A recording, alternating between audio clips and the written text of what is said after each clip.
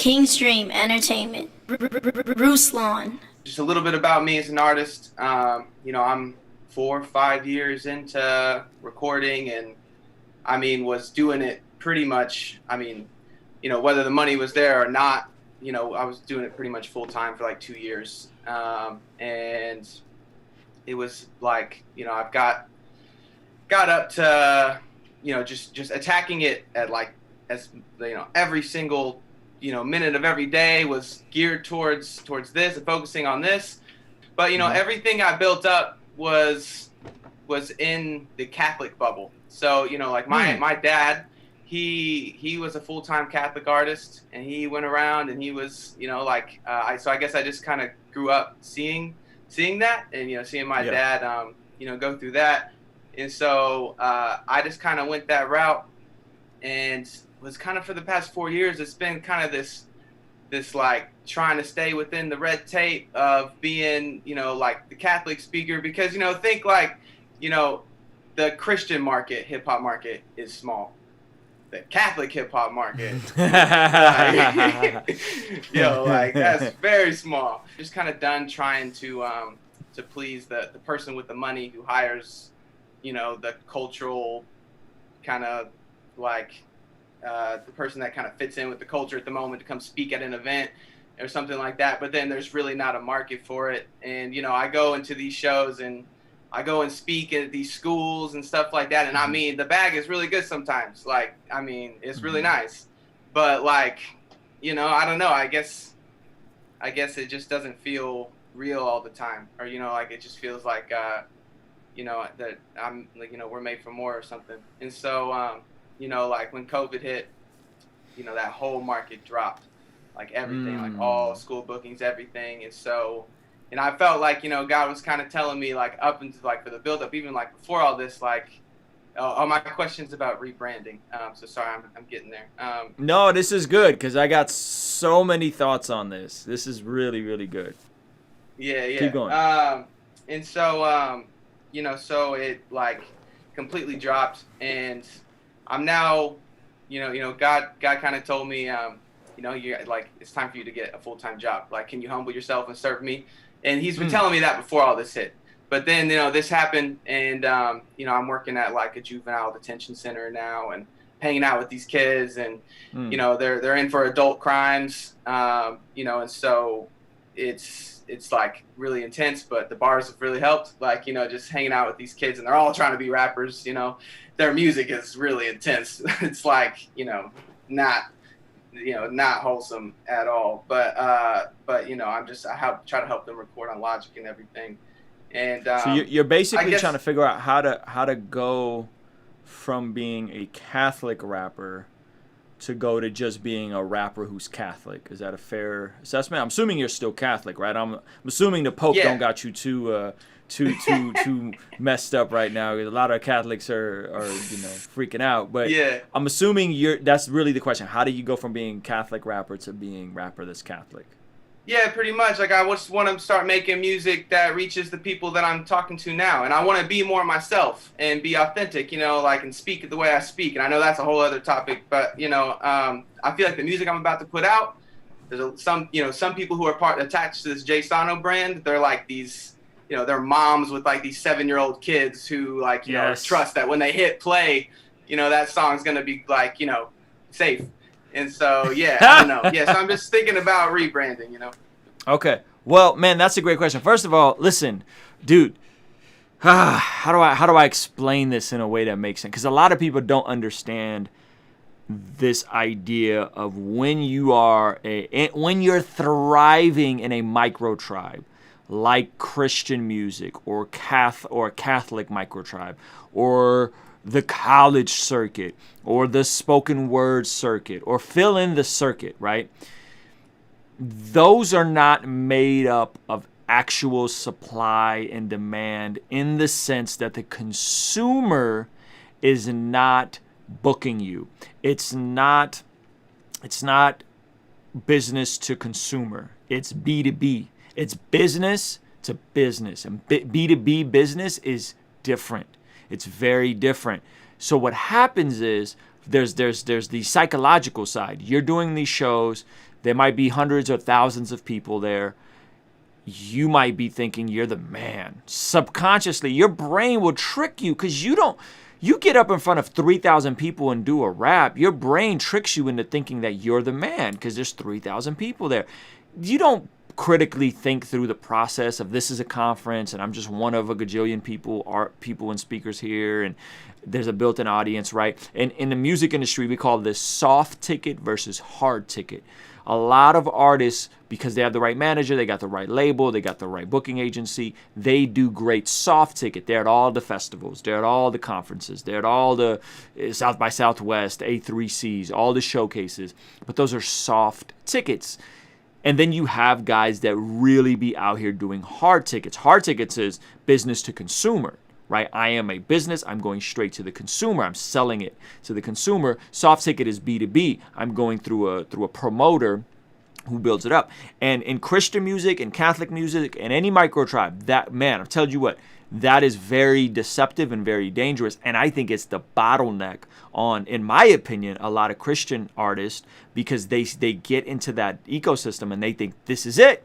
This is it. I'm on. I've made it. If I could just do 4 shows a month, I will forever be successful, right? And you're like, wait a second. First of all, you're performing for a lot of kids. You're eventually going to age out, and you're never actually building a direct to consumer relationship, and you just kind of get comfortable and complacent. And this is unfortunately a lot of the guys who are a lot of the guys that are my age are aging out in Christian music because they don't want to book them to go do the youth conference anymore, right? Because there's a plethora of new Christian rap artists that they could book instead of the guys my age. But my career is on the trajectory up because I've diversified my revenue streams and I've went directly to my consumers. And when Ruslan does a show, I don't really do youth group shows, or when I was doing shows, it's me choosing to throw a show. And if only 100 people show up, that's 100 people that are there to see me, and they're going to be more likely to buy merch, and it's going to be a better experience. I'd rather do a show for 100 Ruslan fans than 1,000 youth group kids any day of the week. And so I say all that to say, it's an interesting time with COVID, because guess what COVID did? It exposed all of this. It exposed all the faulty systems in people's business plans. And now you got a lot of Christian rappers that are hurting. You got a lot of college artists that are hurting. You got a lot of spoken word artists that are hurting. You got a lot of major label artists that are kind of like legacy artists, and all their revenue was coming from touring. And now they're hurting because they don't have a direct to consumer relationship. And that creates all kinds of problematic and other issues for that whole world as a whole. So you are very acute in that you're understanding this and you're figuring it out, and this is good. Now, so I just wanted to take a moment and dissect the problem a little deeper, because we could just sit and just pause and talk about that for hours. And as a cautionary tale for a lot of these other rappers, there's a lot of other stuff that you could do, but don't assume that you doing the youth group circuit, you've made it. You haven't. Now, how do you rebrand? How do you quote unquote rebrand? It's very difficult to come from a faith space and try to go to a full-on secular space. It hasn't really been done in this. People can go from Christian to secular all day long, but it's very difficult to go from faith to secular. You see what I'm saying? Like, it's I've seen multiple people try, and it never really works out, and the numbers dwindle because the people that go there initially for you you're then incongruent. The best way you can do it is to stay as connected to your values without changing things up too much. The only kind of, you guys could chime in if you guys are here, but the only examples I can kind of think of that I think did it seamlessly, and they're not massive examples, but like a lot of rock bands did it. Switchfoot, POD did it. Xavier Omar, who started in the Rapzilla community as Spazzy Rocket, he changed his name to Xavier Omar, but he's seamlessly transitioned right into the mainstream side of things. And he's not like massive. I think he's got like 75,000 Instagram followers, something like that. Like, he's not super duper big, but he seamlessly transitioned over.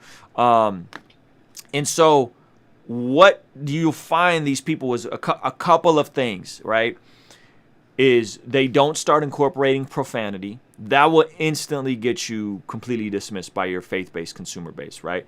And so that's like an instant, like, boom, door shut. Like there a certain percentage of your listeners will just check out. So one, they don't talk about profanity. Two, they don't incorporate profanity. Two, they don't start glorifying evil. They don't start saying drugs are cool and I'm popping a Xanny, right? You could not cuss but say some wild stuff like that and you're going to get instantly dismissed.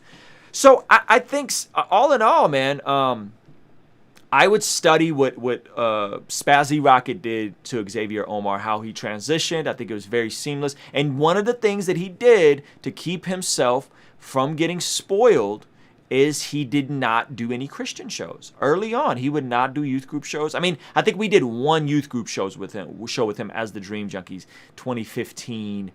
In the city was like Paris, Tennessee. There's a Paris, Tennessee. It's really random. They have an Eiffel Tower there, and we did a show with him. I don't know if he was Spazzy Rocket still or Xavier Omar, but he did like one like youth group type of show that I remember. And he was around, but he wasn't out here like on these circuits the same way a lot of these other guys that just jump in and just get the bag.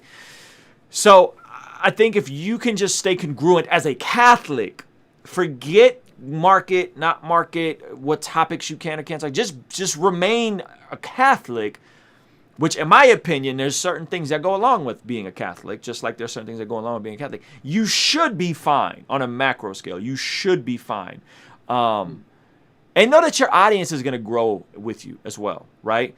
Yeah. But, I do believe that this positions you to creatively reevaluate how you are going to move forward to say, hey, I'm not going to cater to this audience per se. I'm going to make the stuff I want to make, but ultimately I'm going to I'm going to make music a little bit more grown up, right? And so if you guys could think of any other examples, and obviously with him there was some major secular cosigns. He was early on SoundCloud. There's a lot of other variables, right? So there's all kinds of different things you got to plug into. I would say I would definitely consider plugging into the TikTok ecosystem. That tends to be a very welcoming and friendly space for faith-based artists, faith-based people, Christian people in general. TikTok is. So I would say, cool. Figure out some ecosystems that you can plug into that'll allow you to build a new audience, right? That'll allow you to build a new audience. If you could do that, you're going to be positioned well, but it's going to go back to the music. And honestly, this may sound weird. I know from a career standpoint, bro, it might feel like the rug got pulled out from underneath you. But if we're talking about being an artist 10 years from now, this is the best thing that could have happened to you. It really is. And I know you're like, what is he talking? No, like, listen to me. If you would have kept down that path of being the Catholic rapper, there's a bottleneck on that. There's only so, and it's just not how you build a business. Like, you don't build your entire revenue stream going B2B. You know what I'm saying? Going business to business. Like, you have to build some degree in art, especially in art. Like, we're talking music. Like, the artist has to connect with the person that's consuming the art at some point as an artist. And if your entire thing is B2B, you would have burnt out. You would have ran out at some point, or you would have ended up like a youth minister somewhere at some Catholic. And that's in Christian rap, you know what happens? All these fools end up youth pastors. Those fools, the folks that stay in the faith, all end up youth pastors, and they all end up associate pastors, right? When they hit 40, 45, 40, that's where they all kind of land. Yeah. I don't think that exists for the Catholic world. Like, I don't know where you go after you're done being a Catholic rapper. You can't become a priest. You know what I mean? So like, yeah, where does your career go, right? As a Christian rapper, at least there's some kind of trajectory. You just kind of go into ministry. But I think you're going to be good, bro. I think you're going to be good. I think this is a great thing that's happened for you. If there's anybody that wants to chime in, let me know any other artists that you could think of that have made this transition seamlessly. I've seen it fail way more than I've seen it succeed. But now I would say you don't have to pick. It's not an era anymore where you have to say, I'm a Christian rapper rapping only for Christians, or I'm a Catholic rapper rapping only for Christians, or I'm a secular rapper making ratchet, nasty music where we're going to talk about bitches and hoes, right? Like, that's not the era that we're in anymore. Like, that's faded, and you have way more people that jump around, that do different things, that live in multiple worlds, and I think that's awesome. Like, I think that's really dope. So, does that help? Yeah, that does. And like all those other artists, I feel like there is just an element that makes me excited, but also scared because like I really have nothing to lose. Like what, like yeah, my brand. I guess I have like 300, 400 artists, or like listeners. But I mean, yeah, I'm just kind of in a place where I can like these people are gonna put food on the table for my family. Like I just want to make music that I'm proud of. I want to make it the best I possibly can. I want to stick to my values. I want to make the world a better place, and I want to make music for that kid in that cell. And so I'm just gonna just start from scratch and then go at it at 100%. Yeah, and now what I would be thinking of, if you're starting from scratch, what are your revenue streams? What are you monetizing? What are you selling at the end of that funnel, right? Yeah. What's the product? Is there a product that you're selling? Is there something that you could sell? That's a lot of folks miss that part of it. And what are you, who's the audience? The audience is, the easiest way to figure out your audience, I do not like how overcomplicated we make this, right? Because one extreme is like, oh, my audience is everybody. Nope, your audience isn't everybody. If you think your audience is everybody, you're not going to reach anybody. The other extreme is you try to get too niche down to your audience. The truth is, bro, your audience is probably going to be you from 10 years ago. It's going to be you from 10 years ago. That's the easiest way to figure out your audience. Guys like you from 10 years ago. Boom, there's your audience. How can you get in front of those people? That's the question, right? That's with Facebook, Instagram, collaborations. That's a very sustainable way to build a career. Let me bring in Pastor Roy, and I know he's gonna have some good insight on this. Go ahead, Pastor Roy.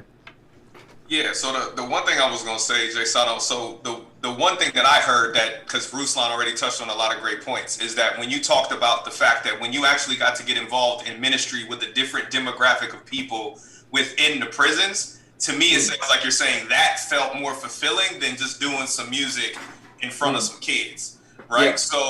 So it gave you a different perspective of what my audience is supposed to look like, but it was actually clarity on what your ministry actually is. Right. So if you felt more comfortable relating to people that don't look anything like you, that come from a different background, but the connectivity is through music, I would say that, and Ruslan mentioned ecosystem, right? So you kind of have the Catholic Conference youth group ecosystem. But the one thing Catholics are good at organizationally is also being plugged into prisons and doing prison ministry. Right, and doing juvenile justice. They're also plugged into orphanages and homes for children that have issues, right? So that's one thing Catholics do well is the widows and the orphans. You know what I mean? Yeah. So from an ecosystem perspective, as a Catholic, I think you can also leverage some of those other systems, right? So you don't just have to be like start pivoting to, okay, what are you doing in juvenile justice? And then, as Ruslan said, have a different product. So there's a Christian rapper out of Colorado named Proxy. He just dropped a video that was Wasteland that's on Rapzilla right now. But I know he had developed a program to actually go in and do music classes in the juvenile justice facilities all over Colorado.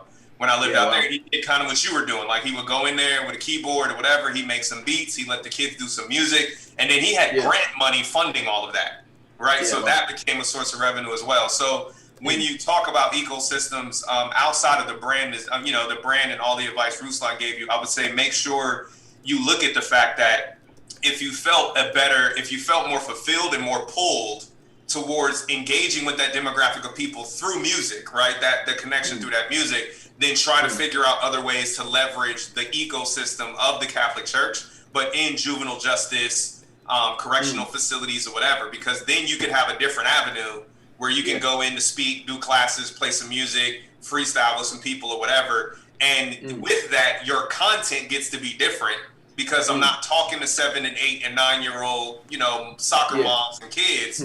Now I can make some realer music because I'm appealing to an adult audience that has different experiences, right? That would be more receptive of a different type of music. So that's the only thing I have to add on to that. But I think the ecosystem is important, but juvenile justice is an ecosystem. Right, like that's what Profit Link works in. So I think that's an avenue you can explore as well as you build out the products to kind of bring people to you. Yeah, sweet. Thanks, man. Kingstream Entertainment. Ruslan.